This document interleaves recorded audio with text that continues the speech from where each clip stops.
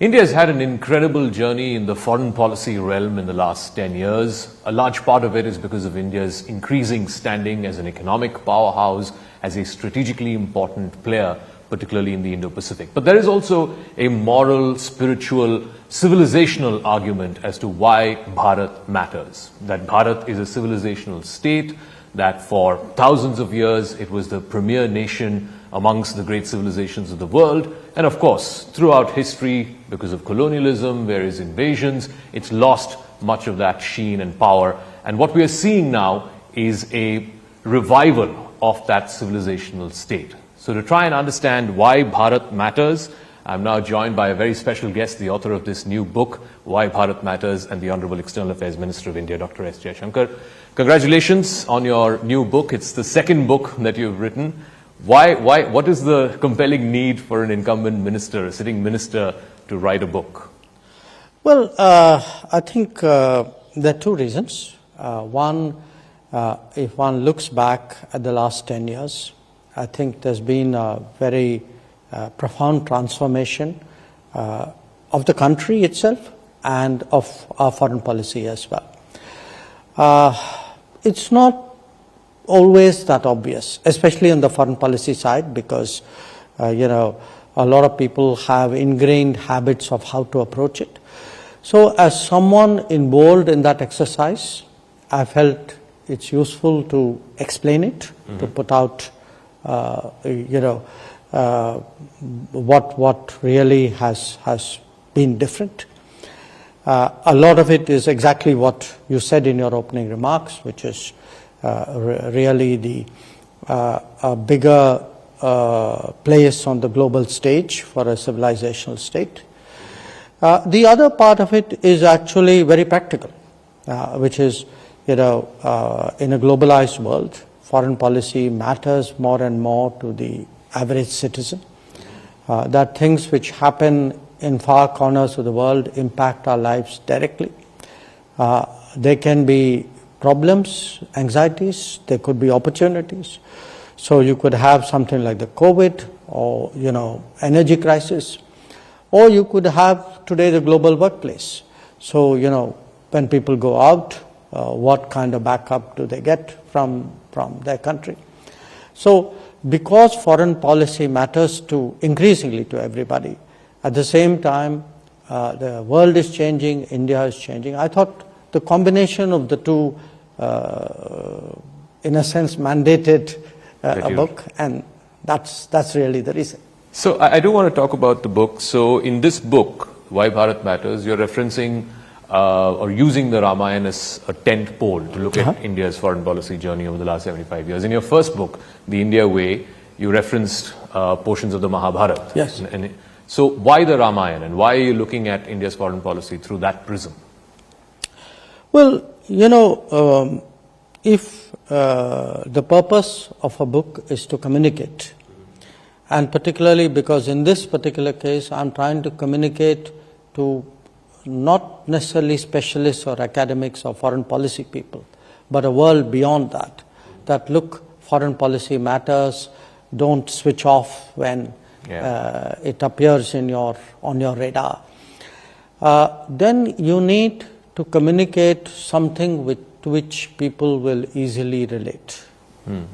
Now, the fact is, often to people whose lives have been spent in foreign policy, everything is self-evident, everything is interesting. But to a lot of people it's not, that it's very arcane, they may not necessarily understand the complexities. I mean, they may not be bothered with a lot of this. So I wanted to use a set of metaphors and analogies and narratives to which any Indian would easily relate. So, I mean, they are not to be taken literally. Sure, obviously. of course. But if you say, if you look today at the world and say, well, sometimes you can have a major power which is very, which is overconfident. You have the example of Ravan, who feels he is invulnerable except he has chinks in his armor. And human the human race is one of the important things. Or the idea of actually creating, having friends, building relationships, creating coalitions, to deal with complex problems. Or frankly, the very idea of diplomacy, that, diplomacy is not something which, people who necessarily, first of all, it is not something which is modern. It is as old as the human race. Two, it's a skill of a very complex kind. So if you give an example which people relate to, and I would say perhaps in the last year, more than any other analogy I have made, the Hanuman as a diplomat, I think, has resonated with a lot of people here.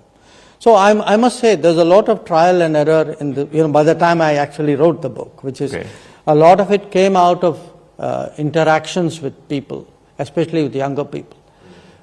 And we are talking about something, and I say, do you know something like this? I'm giving you Hanuman as an example, but there could be others. The power of knowledge, the fact that at various points of time, in fact, I've approached Vibhishan not in the traditional manner as a defecting brother, but actually as a source of knowledge. That he is actually someone who has critical moments when the things are going badly. He's actually able to come up with exactly the right inputs. So one of the analogies, again, it's not a literal analogy, but you've used in the book, is about the 4 sons of Dashrath and how you're comparing that to the Quad countries. So what does that, I'm again looking at the sort of philosophical reasoning that here are 4 countries whose interests may not all the time align, but in critical areas align, and therefore they bring themselves together for what is a larger objective. Well, I put it again here, this one is very definitely not to be taken literally. Sure. And I made my point here was to illustrate a certain comfort. A certain comfort of shared traditions, of shared values, of shared systems to some degree. And the point is, today, as we become bigger and we count more in the calculations of others, our interests are greater, and we too need more partners. Then I think diplomatically we face a very different situation, which is who do you work with on which issue, and you can't get. We are not one of those allied countries who have tied our fortunes to other people. So we have to constantly make that judgment. So depending on the situation, depending on the issue, depending, frankly, on the interests of others, and naturally of ourselves. So I make that reference to purely as a comfort level factor. In fact, I make another reference, which is that there are countries, in this particular case, I have mentioned how Ravan sends a sorcerer to break up Lord Ram's alliance, that he tries to sow divisions. So this is part of international relations as well, Avid. So I do want to ask you, because we are here, there's a momentous occasion happening very soon. The Ram Mandir in Ayodhya is going to get inaugurated. What I referenced in the introduction about Bharat and a civilizational state reclaiming its lost glory. Explain this moment, the inauguration of the Ram Mandir, the Pran Pratishtha, what this means for Bharat as a civilizational state. Explain it like you would to a foreigner, let's say. Well, a lot of people outside our country are following it as well. Yeah. Because to me, in many ways, this is a hugely important moment. It is a moment when we are actually expressing our self-confidence, that we are no longer defensive about what we are, where we came from, what are our traditions and beliefs. Because somewhere, this is a debate in itself. What happened with us, we are not unique, it has happened with some other countries as well. People took the quest for progress and modernity as also a rejection of our own traditions and heritage. You know, some other countries have had them. So particularly in Asia, we've had countries with this situation. Even I mean, it's interesting on a matter of faith. I mean, you know, I studied political science. So among things we did for a degree was actually you went through the debates in the Constituent Assembly and you know what did you could say like the founding fathers and such. So as a very pluralistic country, pluralistic in every sense, it is natural, it is right that people agreed that there would be equal respect for of all faiths or all traditions, or in a sense equal respect for the pluralistic character of our society. But equal respect then for reasons of politics, in a sense became a kind of defensiveness about one's own beliefs and faiths, you know. And I think over a period of time, the people of this country have reacted to it. Now, you asked me a very interesting question. How would you explain it to a foreigner? How do the foreigners view it? Look at it from a foreigner's point of view. If a country or a leadership or a nation or a society is itself constrained and hesitant to express its personality, why would you respect it? So that's why, to me, this is a very important moment of expressing, you know, what we are, where we came from. It is a positive expression. It's not a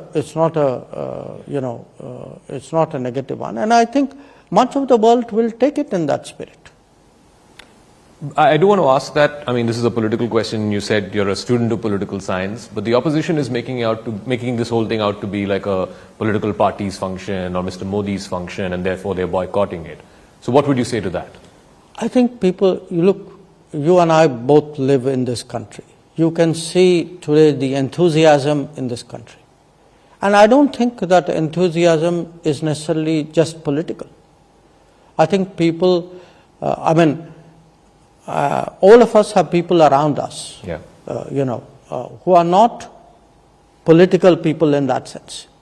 You know, ask the people with whom you have a daily rub in your lives.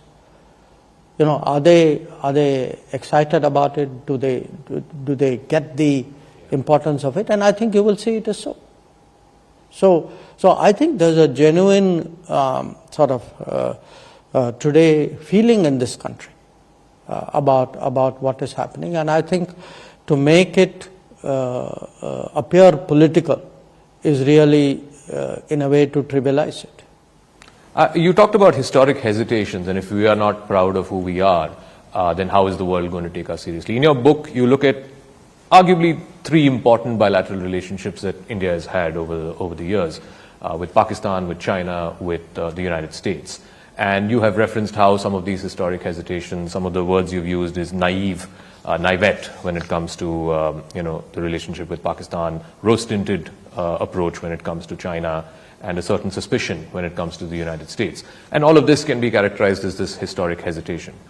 If our foreign policy were more true to who we were and who we are, how would those decisions have been different? And what would you say to the fact that you can say this now 75 years later with the benefit of hindsight, but maybe at that time those were the best informed decisions? You know, I have struggled with exactly that point for many years.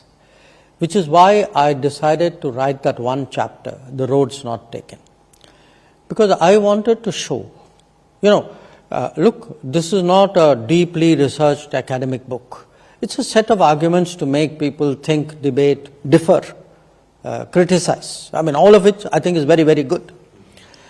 Now, in The Roads Not Taken, I deliberately got into this problem because I wanted to show that on these three key issues, Pakistan, China, and US, it's not today in 2024 that we are saying, oh, the people in the 50s got it wrong. In the 50s, in real time, as it was happening, members of the cabinet were differing. They were saying, look, don't do this. We disagree with you on this. Look at the consequences of that.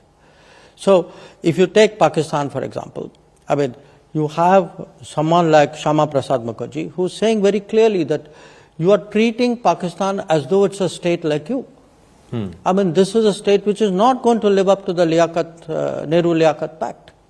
That the nature of the polity is such that they're going to actually squeeze the minorities. So why are you doing this thing? Or if you look at China, I mean, this is something which starts from 1950, that this exchange of views between Patel and Nehru. And not just that, I mean, the fact is we took up China's cause with a gusto and an enthusiasm which was inexplicable, because it was not very clear what we got out of it. Because certainly I would approach foreign policy as, okay, I'm willing to speak up for a country or a relationship, but there must be something in it for me. Yeah. I mean, I'm a country, I'm not a charity. Yeah. The second is we pushed it to a point where we actually alienated the United States. So where is the merit of that? I have no problem alienating any country in pursuit of my own interest. Yeah. But to alienate another country in pursuit of a third country's interest is very strange. So, and even with the US, look, it's a bit of a chicken and egg. Was the US unreasonably suspicious of India? Did we, in many ways, also, take steps or take positions which somewhere aggravated the ties?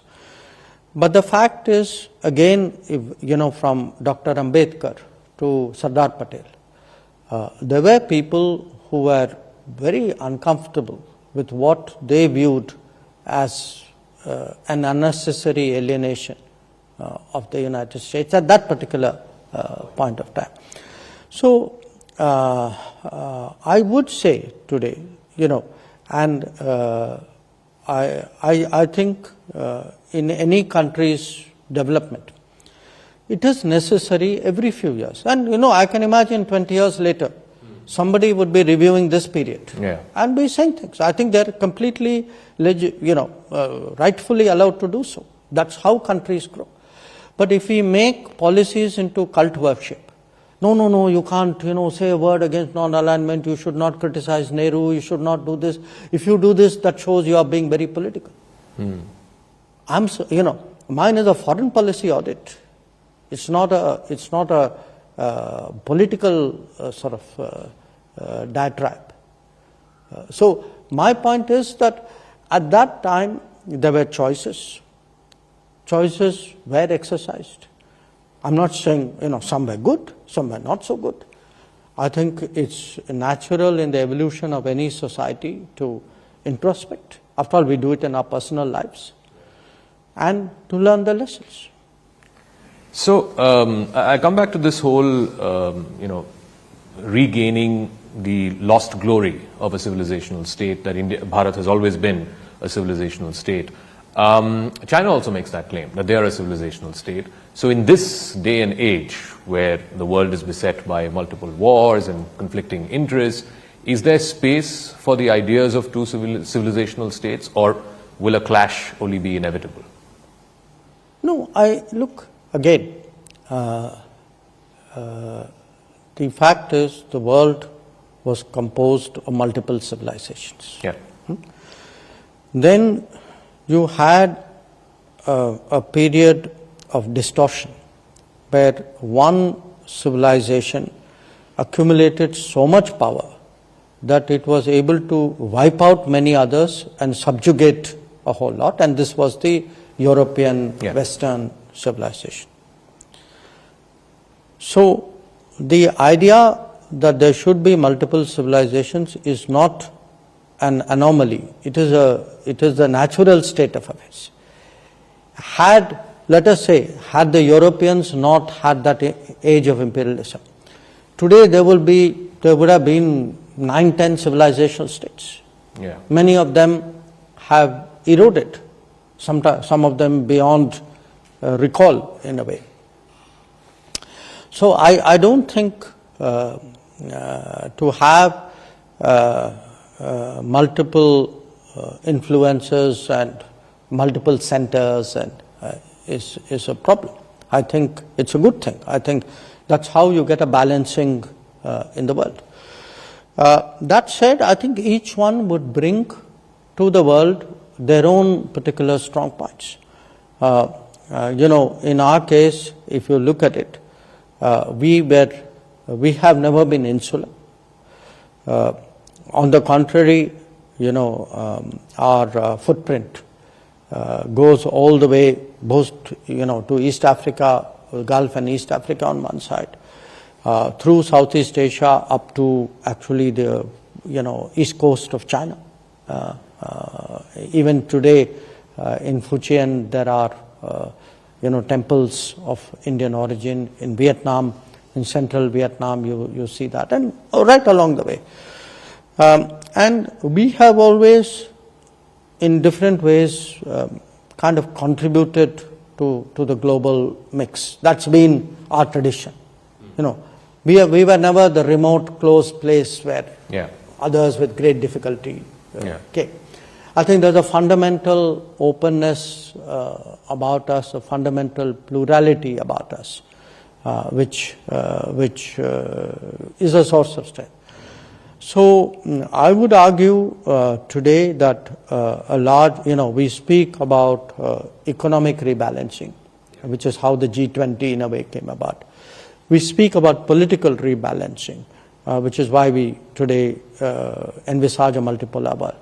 I think one important one important aspect, and we are entering that era, is cultural rebalancing. That even today, if you look, the Western cultural dominance is still much greater, even though its economic and political dominance has eroded, relatively speaking. So I feel that era is upon us. It is important that we prepare ourselves for it. We place our case, our narratives, our values, heritage, in a sense, on the global stage. And this is, in a sense, you can say the new contestation. The new contestation. Can I press you a little bit on that? Because if you look at the history of great empires, the Roman Empire, the British Empire, American exceptionalism since the Second World War, there is the economic aspect, naturally because of economic power. There is the military aspect, and then, as you said, there is this cultural aspect. How and why do you believe that is perhaps not paid enough attention to, or in the hard power game, people tend to forget that this is just as important a component, and why India is different, and what it has to offer is different from whatever we have seen in the narratives in the past? I don't think people forget it. I think the smart people know it all the time. They just suppress it where other people are concerned. Look, what's the trick of the game? The trick of the game is to make myself look normal and you look an outlier. I won the game in the first move. So what has been happening? In the past, the West was supposed to be, modernity, progress. This is how we were all supposed to go. Now, when the nation state or the empires of the West started to decline, the game was reinvented. This time around, it was globalization. So now there's a global village. What's it? The world is flat. Now it's very interesting. When the world is flat, it's not like you listen to me. I'm supposed to listen to you. Yeah. You know. So you create now a kind of a global elite, which becomes, an arbiter. So I think this game of influence and shaping narratives and defining political correctness, according legitimacy, indulging in delegitimization, I think this is a very, very powerful part of how international relations is played. And in fact, I've devoted a large part of my book to that, which is, in a way, this is contest by other means. And it's very insidious, So half the time you don't even know this is happening, So when people start issuing reports of various kinds saying, you're really doing very badly. For example, press freedoms in India are so bad. By the way, I don't know if you know, they give Afghanistan a better rating than India. I hope at least as a journalist you'll be wounded by that.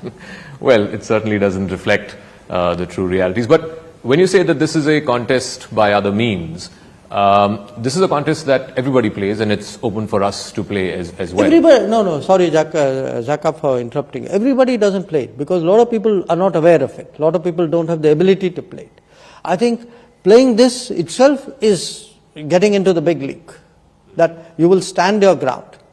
It could be earlier on, I scold you and you kind of are very defensive. Yeah. Today, if I scold you, you will push back. Yes. That's different. Maybe a day will come when you will scold me.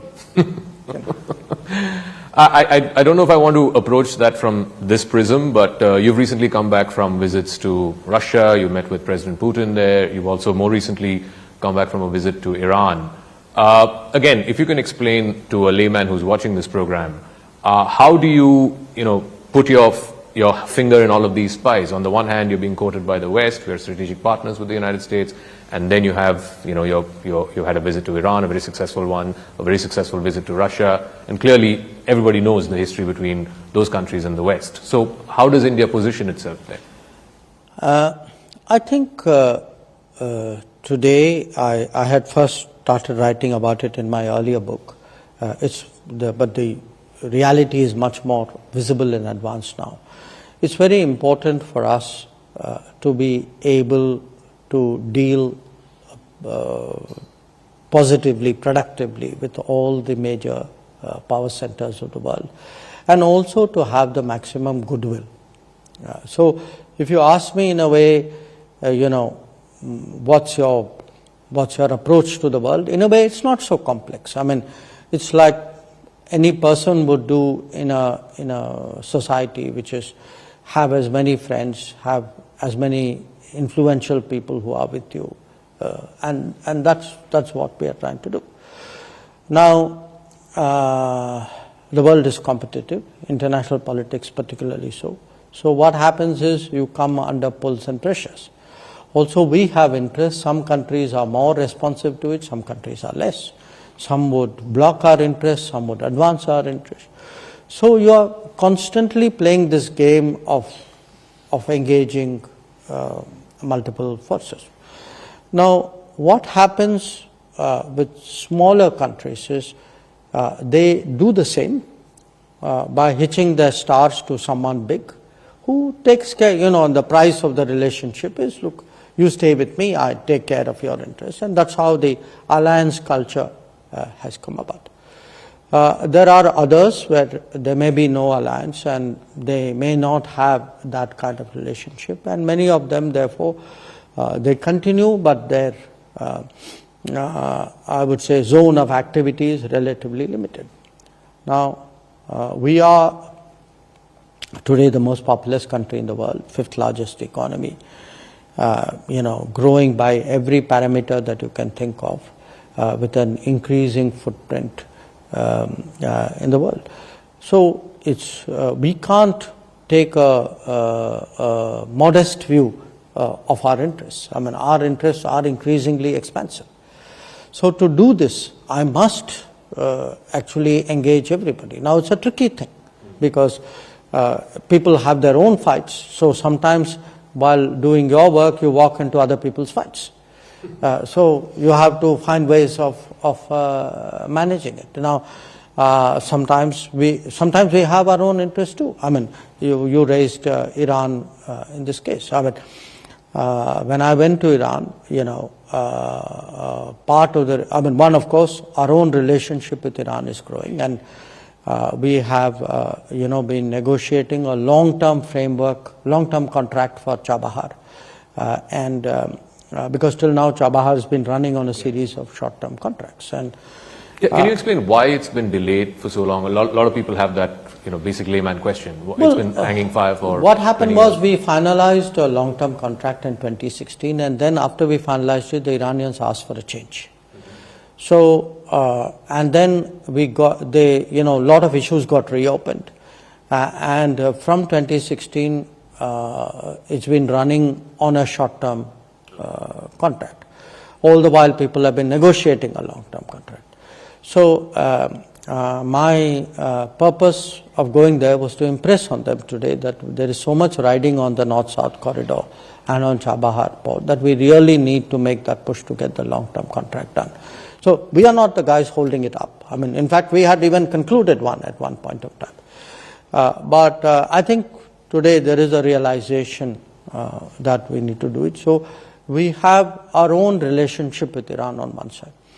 But at the same time, we have also problems to discuss. I mean, there are today, attacks going on maritime shipping, both drone and missile attacks, and endangering maritime shipping is a very, very dangerous game to play.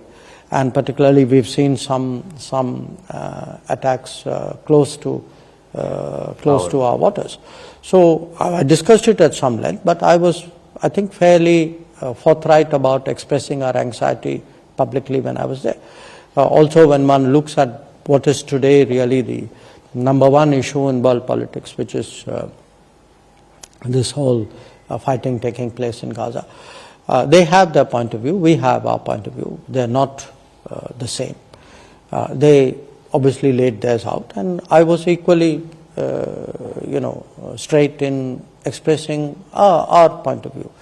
So, I mean, a lot of diplomacy is, part of it is communication, but at the end of the day, a lot of it is finding those intersections. Because finally, I think Iran and India do share a lot. There we have a lot of common interests, and diplomacy is to, from a very amorphous sort of set of issues out there, you pick up the positive ones and kind of take that forward. Russia was a very different situation because, we've been under pressure for a few years now where our relationship with Russia is concerned, and we have stood our ground. And we've stood our ground primarily because strategically, I mean, as I tell people, just look at the map of the world. Look at this large landmass out there, and I think when you see the mapping of it, I think it makes sense why India and Russia would work closely together. From our own point of view, I mean, ultimately, any call we will take with Russia will be based on our experiences, not on the experiences of other people. And those experiences have been largely positive. I just want to talk about this Houthi Red Sea issue just for a moment, without the Iran lines or connections. But can you give us an assessment of what is the reading in South Block as to what the problem there is, and how ships? I think there have been two instances of ships which are not Indian ships but had a lot of Indian crew, which were getting attacked in the Red Sea. And what are we doing about it? No, we have multiple phenomena out there. We've had piracy, a resurfacing of piracy. So the Indian crew, to which the Indian our INS Chennai, I think, went in, that was a piracy issue. Okay. That's a different problem. The strikes, the drone strikes and the missile strikes are a different problem. We both affect us, but the second one more, because it has started to divert shipping, and that has its costs. Are you worried that that will lead to inflationary impacts on oil or other trade? No, I mean, I would hope that, shall we say, sobriety and responsibility prevails, and some, this doesn't continue beyond a point. I want to take one of the things that you mentioned in one of your previous answers. I'm taking my cue from that about small powers hitching themselves with big powers. We have seen recently this whole public sparring around the Maldives. What is your best understanding of what they have said about, Indian troops going out, and they've given a deadline supposedly? No, look, every country has its politics, and when I'm now looking at it from an Indian perspective. As we look at the neighborhood, we have to factor in the political ups and downs in our neighborhood. So a large part of what we call our neighborhood first policy is how do you build a strong enough relationship structurally, societally, so that the impact of the ups and downs of politics are relatively mitigated. It's a very sensible thing to do. So if with countries, let us say, there's strong trade, there's energy flow, there is movement of people, there's, waterway traffic, depending on what it is, there is tourism. All these definitely give a certain ballast, a certain stability to the relationship. Now that said, there will be politics. We have been in discussions with the Maldives government.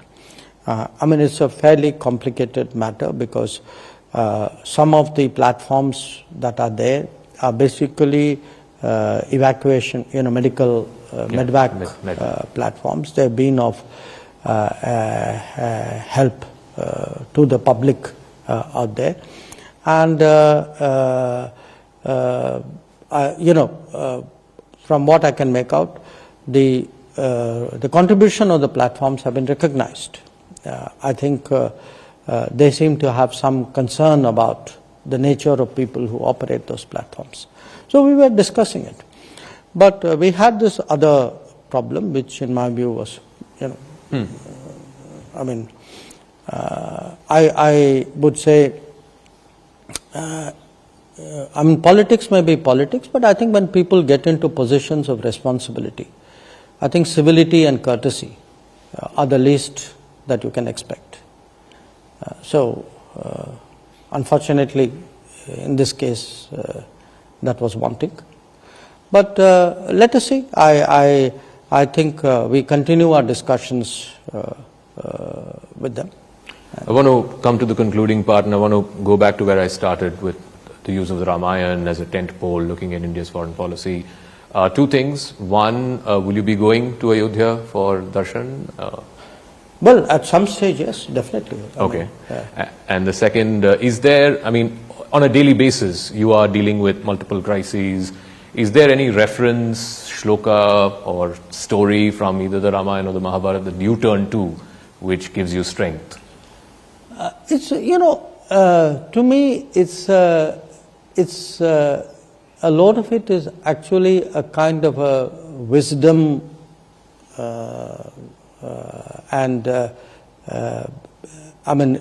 it is true in the Ramayana, it is true in the Mahabharata as well. Ramayana, in a way, because it is of an era where I would say there is a greater, the higher standards of conduct, I often, in talking to people, or sometimes talking to myself,